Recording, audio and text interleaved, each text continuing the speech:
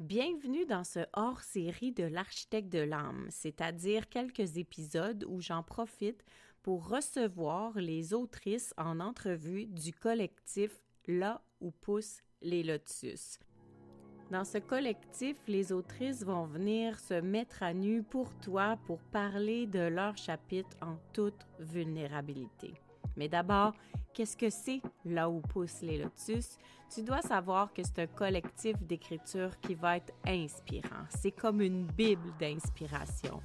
21 femmes, 21 histoires, 21 visions, 21 transformations. L'idée de base nous avait été donnée de participer à ce collectif pour pouvoir raconter un moment charnière dans nos vies.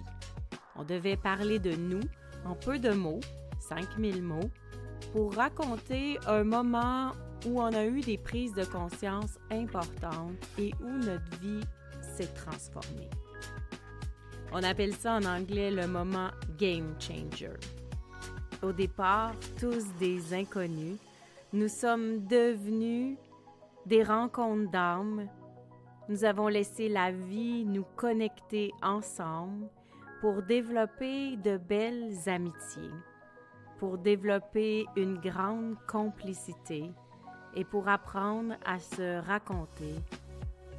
Bien sûr, je ferai partie du collectif des autrices, mais j'avais envie de faire un hors-série pour te les présenter chacune leur tour, leur donner chacun leur petit moment pour que tu puisses les découvrir et voir si leurs histoires piquent ta curiosité pour te procurer le collectif. Inspirée et inspirante, ces femmes de cœur te partagent et te dévoilent avec vulnérabilité et tout leur amour, un bout de leur chemin vers la liberté et la paix intérieure. Laisse-toi transformer dans leurs univers riches en émotions et en expériences et viens découvrir tour à tour les autrices de Là où poussent les lotus. À tout bientôt! Hello tout le monde! Aujourd'hui, un épisode spécial parce que l'autrice qui va se mettre à nu pour toi, pour parler du collectif Là où poussent les lotus, eh bien, ça va être moi. Et pour ce faire, j'ai demandé à Christine Marcotte, qui est la présidente fondatrice du groupe RMA, là où tout a commencé, là où toutes les lotus se sont connus, là où Nathalie Beaulac a puisé son inspiration pour toutes nous rassembler. Et comme c'est grâce à elle un petit peu que ce projet-là va voir le jour, j'ai trouvé ça naturel de l'inviter à m'interviewer. Et en plus, secret, je t'annonce que c'est elle qui va faire la préface du collectif. Christine Marcotte, bonjour! Oh, allô, ben oui, surprise! C'est tellement le fun que tu aies accepté mon invitation et c'est tellement le Oh, fun que je peux prendre maintenant les clés, les rênes et te les donner dans mon propre podcast. hey, j'ai le contrôle! Oui! Merci vraiment beaucoup. C'est un immense honneur et privilège que tu me fais là. Je me sens comme une petite fille devant un sapin de Noël. Donc, merci de l'invitation. Ça va me faire plaisir de faire l'entrevue avec toi. Vraiment pour parler de ta partie à toi, de ce merveilleux projet collectif. Moi, quand Nathalie m'en a parlé, puis quand elle m'a demandé de faire la préface, ça a été un baume de bonheur vraiment que j'ai reçu, un immense honneur aussi de pouvoir faire partie de ce merveilleux projet. Mais là, aujourd'hui, on est ici pour parler de toi, de ton apport à ce collectif littéraire. Donc, j'aimerais ça. Peut-être qu'il y a des gens qui arrivent sur ton podcast qui ne te connaissent pas. Donc, j'aimerais ça que tu me parles un peu de toi. Qui es-tu? Qu'est-ce qu'on peut découvrir sur toi? En fait, mon nom c'est Melcy Mélanie. Je suis aussi connue pour l'Architecte de l'âme, qui est le nom du podcast, mais qui est aussi le nom de mon entreprise. Donc, moi, ce que je veux faire avec mon entreprise, c'est juste refléter comment je vis, refléter mes valeurs. Tu vois, moi, j'ai toujours l'intégrité, l'agilité et le plaisir comme trois valeurs de base personnelles. Puis c'est ça que j'amène dans mon entreprise pour que les gens puissent utiliser leur créativité pour s'empuissancer au quotidien. Ici, dans l'architecte de l'âme, on dit remettre ses deux mains sur le volant, tu sais, pour Oh, être sûr que j'aime. c'est toi qui conduis et non pas l'ego ou encore les croyances ou la société. Fait qu'on prend le temps tranquillement de se réaligner, puis c'est ce que je fais avec moi-même et c'est ce que je partage avec les clients dans les coachings one-on-one, puis dans les podcasts, puis dans les retraites, puis à chaque chapeau que je mets finalement. Ça transparaît dans toutes les sphères de ta vie. J'adore ça, vraiment. Dis-moi donc, là où poussent les lotus, est-ce que avant ce projet-là, pour toi, tu étais une autrice? Puis maintenant, qu'est-ce que ça a changé dans ta façon de te voir dans un projet comme ça? Non, je n'étais pas une autrice du tout. J'ai pas.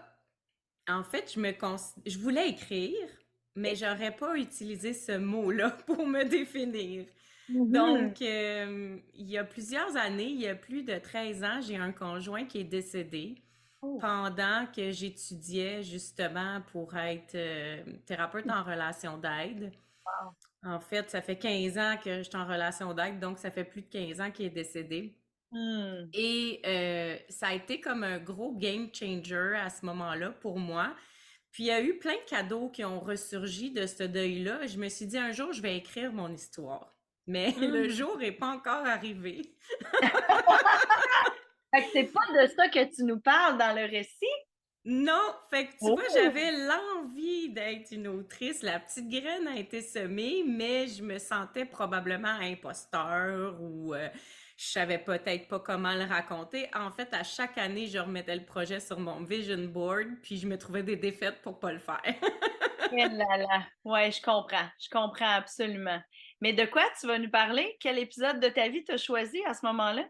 J'ai choisi quelque chose d'un peu plus récent, qui se passe un peu plus dans la douceur. C'est encore un gros épisode de ma vie parce que ça part d'une séparation amoureuse et d'un accident d'auto tout en même temps. Oh my Fait que God. je dis c'est plus doux, c'est plus soft, là, mais ça peut paraître gros. Sauf qu'avec la conscience, tu sais, vu qu'il y avait un parcours qui avait été fait, ça s'est vécu plus Hmm. doux. Et c'est ça que j'avais envie de raconter, l'espèce de mesure que j'ai eue, le recul que j'avais en même temps que j'étais dans la noirceur, parce que justement, j'avais des pas de fait. Hmm. De par ton cheminement personnel, puis avec tout ce que tu avais vécu, tu as pu vraiment. Ah, wow, j'adore ça. C'est donc bien intéressant. Ouais. On a Et tu sais, hâte. je disais, il y a toujours des cadeaux Oui. derrière chaque situation de la vie. On appelle ça souvent des cadeaux mal emballés.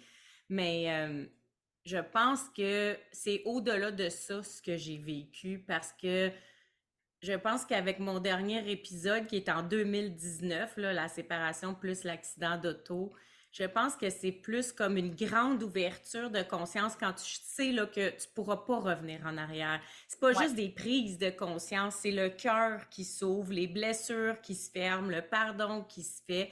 Puis il y a eu vraiment une écoute de la vie. Tu sais, on dit souvent la vie te déroule un tapis rouge, ose donc marcher dessus. Ben moi, Ouais. j'ai osé. Et Tout tout a juste avant. changé. Ben ouais, puis tout juste avant la pandémie en plus. Fait que, wow, j'ai donc bien hâte de lire ça, moi. Quel genre de message t'as envie justement que les lecteurs comme moi, une fois qu'ils vont avoir fini ton épisode dans ce collectif-là, aient le goût de retenir ou avec quoi on va repartir après avoir lu ça? Mon grand désir, c'est que les gens puissent être inspirés par un parcours qui n'était pas prévu. De se dire, des fois, quand on pense que la vie nous envoie une balle courbe, ben c'est pas une balle courbe, c'est juste comme il y a un autre chemin qui t'est destiné. Puis des fois, c'est pour faire la même chose que tu avais planifié, mais juste de le faire autrement. Ouais. C'est que j'aimerais que les gens puissent s'ouvrir le cœur pour voir d'ailleurs que des yeux, là, tu sais, voir avec le Ouais. cœur, voir avec l'intuition, voir avec l'âme pour voir autrement. Comme quand on dit que tous les chemins mènent à Rome, ben, il y a plusieurs routes qu'on peut prendre.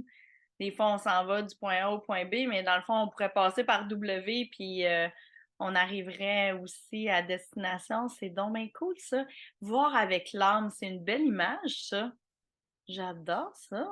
Ouah!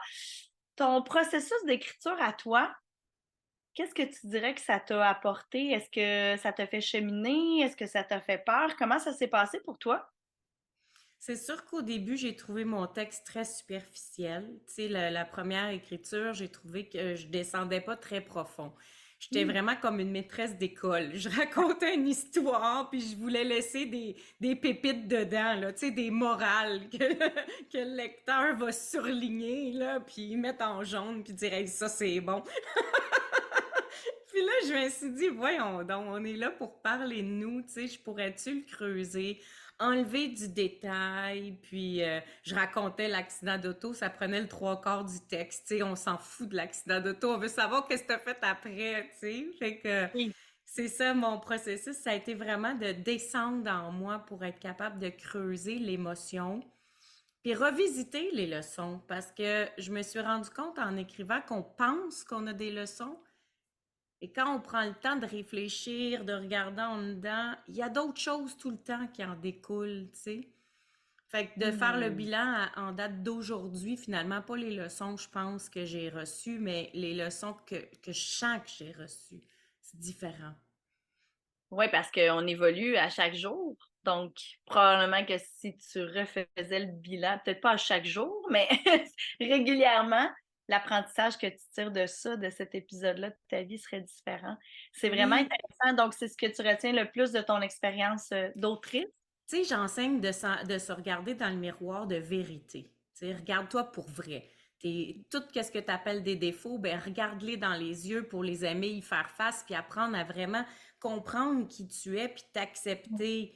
Puis le fait d'écrire, de coucher ça sur papier, d'avoir les mots dans le visage, de revisiter les émotions qui étaient reliées à tous ces changements-là, euh, c'est vraiment un miroir en pleine face, là. Tu peux pas t'échapper de ça, faut que tu le Non. fasses face, c'est le cas de le dire. Bref, Ouais.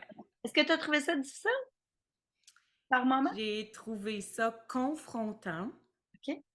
mais ça l'a amené une belle paix avec les événements et ce qui restait de d'incompréhension ou tu sais, mets les mots que tu veux là, d'injustice ou de peu importe comment on se sent quand on n'est pas bien, de colère. Tout ce qui restait de tout ça, c'est vraiment comme juste placé. Puis c'est devenu juste comme un grand merci. Oh, c'est beau! Moi, j'ai une question pour toi qui me vient spontanément parce que ça m'intéresse au bout de ce que tu dis.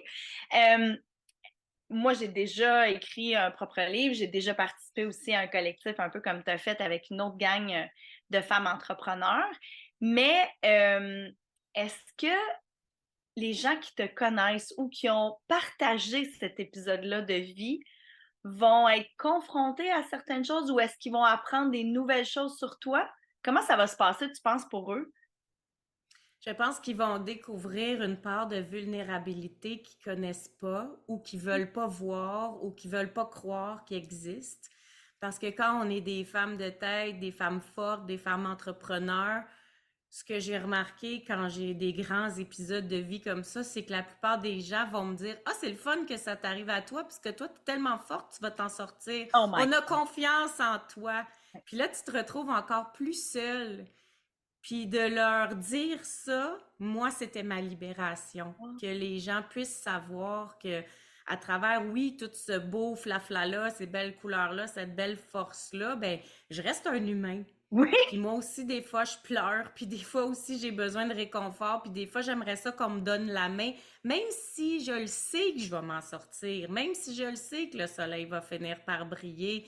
Des fois, c'est le fun d'avoir une épaule sur qui se déposer. Absolument, absolument. Puis je pense que ce collectif-là sera une belle épaule collective pour pouvoir se reposer. Bravo à toi d'avoir participé, d'avoir plongé et d'oser aussi raconter cet épisode-là de ta vie, même si on voit que le processus au final il est plutôt positif. Il reste que c'est un cheminement à faire pour l'avoir déjà fait. bravo à toi. Je voulais prendre le temps de te féliciter. Puis aussi, merci de Merci. participer, vu que j'en fais un peu partie avec la préface.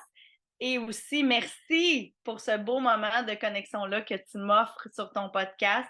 C'est vraiment un très beau privilège que j'ai de t'interviewer, toi. Vraiment, bravo! Merci tellement d'être là. J'ai dit, ben, je pense que je l'ai écrit d'ailleurs dans ma bio qui va être dans le livre. J'ai dit, cet événement-là m'a fait voir que non seulement je suis un lotus ici maintenant, mais mon histoire ne fait que commencer. Vraiment. Oh, c'est beau! En tout cas, si c'est aussi bien écrit que comment tu nous parles, moi, ça m'interpelle, puis j'ai très hâte de lire ton passage. Ça va être vraiment transformateur, ça, ce livre-là, je pense. Ouais. Il y a une des autrices qui a dit que ça allait être une bible d'inspiration et ça me parle. Clairement, clairement, absolument. Est-ce que, avant qu'on se quitte, Christine, tu as envie de faire un petit topo sur toi? Qu'est-ce que tu fais, que les gens te connaissent un petit peu? Ben oui, absolument. Je te repasse le micro pour que tu vois un peu. Ben oui, le réseau des mères en affaires, le RMA dont tu as parlé, j'y suis à la tête depuis bientôt 10 ans avec une belle équipe, des gens de partout au Québec. On ouvre en France, donc je vais peut-être amener le collectif avec moi ou en tout cas dans mon cœur, c'est sûr. Donc, une belle entreprise en expansion qui a connu son lot de lotus, hein, vraiment, de haut et de bas avec tout ce qui se passe dans notre merveilleuse société et beau monde. On a réussi à se frayer un chemin. Maman 5 fois, auteure, autrice, écrivaine, je ne sais même plus comment on dit ça, mais passionnée de l'écriture et de la lecture, assurément. 2 fois, je suis en train d'écrire mon troisième qui va s'appeler Recevoir. Donc, moi, j'ai grandi avec une maman bibliothécaire qui est partie à l'aube de ses 57 ans, beaucoup trop jeune. Donc, c'est sûr que ça l'a marqué beaucoup ma vie. Et ben, j'ai décidé d'en partager des brides ici et là dans un peu tout ce que je fais. Autant la soif de vivre que j'ai que comment arriver à vivre un deuil ultra personnalisé. On vit pas les deuils de la même façon, on vit pas les choses de la même façon, les émotions, tu sais, on est unique. Pourquoi le deuil pour idiot, là, ça existe pour nul, ça existe pas. Donc, vraiment, donc avec la belle communauté que j'ai construite au fil des ans, puis que les gens comme Nathalie Beaulac m'ont aidé à construire, font en sorte qu'on a des projets comme ce collectif littéraire-là qui apparaissent, qui sont, moi j'appelle ça des bulles de bonheur, comme des bulles dans le champagne ou comme du popcorn qu'on aime savourer. Donc, de voir que mon idée que j'ai eue il y a 10 ans de fonder une entreprise, malgré tous les autres beaux réseaux qui existaient pour briser mon propre isolement, amène aujourd'hui, des années plus tard, à un projet comme ça collectif où justement des filles, au lieu de vivre un projet seul, avec tout ce que ça comporte, les hauts et les bas, ont décidé de se réunir ensemble pour le créer. Pour moi, ça, c'est du bonbon, là. Ça coûte bon, c'est le Hmm. fun, tu sais. Fait que ça me permet, moi, de garder mon cœur de petite fille. Je pense qu'on le voit dans mon énergie. J'adore l'être humain, j'adore la connexion humaine. Pour moi, j'en mange au petit déjeuner. C'est vraiment ma mission de vie. Donc, de voir des femmes se réunir parce qu'elles ont entendu parler du RMA, parce qu'elles ont entendu parler du collectif qui est né un peu dans mon entreprise, c'est juste fantasmagorique, vraiment. Donc, Wow. j'essaie de m'amuser, j'essaie d'avoir du plaisir, de profiter de la vie, puis de faire en sorte d'amener peut-être un peu de lumière chez certaines personnes qui, des fois, traversent la noirceur. On le sait, pour l'avoir déjà vécu, sans noirceur, il n'y a pas de lumière et vice-versa. Donc, on essaie de briller et de faire briller les autres aussi parce que ça fait longtemps que j'ai compris qu'ensemble, on est beaucoup plus fortes. Seul, peut-être qu'on va aller plus vite, plus loin, mais ensemble, on est beaucoup plus fortes. Donc, c'est sûr qu'on va perdurer dans le temps puis qu'on va pouvoir vivre tous les défis, les obstacles peut-être que la vie nous envoie, mais ensemble, ça va mieux se passer, je pense. C'est mon point de vue Oh, intéressant. c'est tellement beau. Merci. Et si on veut te suivre, on peut avoir tes liens dans les notes d'épisode. On va tout mettre ça pour aller te lire te lire. Et surtout, si on veut s'habituer à ta plume avant de voir tes livres, on peut juste être membre de l'infolette du RMA. Pas besoin d'être membre du groupe, hein, pour recevoir ton infolette. On va pouvoir lire tes beaux textes, toujours très inspirants. Oui, c'est gentil. Merci, Christine Marcotte, d'avoir été ici aujourd'hui. Merci d'avoir pris le temps de me recevoir sur l'architecte de l'âme. Et c'est vraiment un beau cadeau que tu me fais. Ben, en fait, c'est un échange qu'on se fait. Et Absolument. merci vraiment beaucoup. Ça me fait vraiment plaisir. Je me sens comme si j'étais allée cuisiner dans une cuisine d'un grand chef, de pouvoir interviewer la fille dans son propre podcast. Pour moi, c'est vraiment. Je peux ajouter ça sur ma bucket list. Je pensais même pas que ça pouvait se faire. Vraiment de me faire vivre ça. Puis, pour vrai, encourager ce projet-là, allez vous le procurer, lisez ce que ces femmes-là ont écrit pour vous. Assurément que il y a des pépites là-dedans, peu importe le récit qui va venir vous chercher. Puis, ce qui est beau avec un collectif littéraire comme ça aussi, c'est que peut-être qu'au moment où on va le tenir dans nos mains pour la première fois, c'est ton épisode à toi qui va venir me rejoindre, mais peut-être que quelques semaines ou mois plus tard, c'est celui de Nathalie ou celui de Vanessa qui va faire ouais, j'avais besoin de lire ça. Donc, c'est comme plusieurs livres en un. C'est vraiment quelque chose à s'offrir et à offrir. Donc, allez-y, encouragez-les. Quel beau mot de la fin. Merci. Bye bye, Christine. Bye bye, tout le Bye monde. tout À le tout monde. Bye, bientôt. merci. J'aurais jamais cru ça possible si tu m'en avais parlé il y a quelques mois. Et pourtant, voilà, on en est là. Pour certaines, c'est un grand rêve qui prend forme, une vision qui se matérialise ou même un souhait qui se concrétise. Mais pour nous toutes, c'est des histoires qui se déposent. Et enfin, nous pouvons dire nous sommes devenues des autrices. Comme cette fleur, créature des marécages, nous avons pris naissance dans la boue et nous avons su nous en nourrir pour fleurir et déployer notre unicité et notre beauté. Seras-tu inspiré, toi aussi, à ton tour, de devenir un lotus? Je te le souhaite, c'est vraiment une magnifique expérience. Et si tu veux un accès direct à ta copie, tu peux aller sur melcy.podia.com/lotus ou visite le www.melcymélanie.com dans la section livres pour tous les détails. À tout bientôt!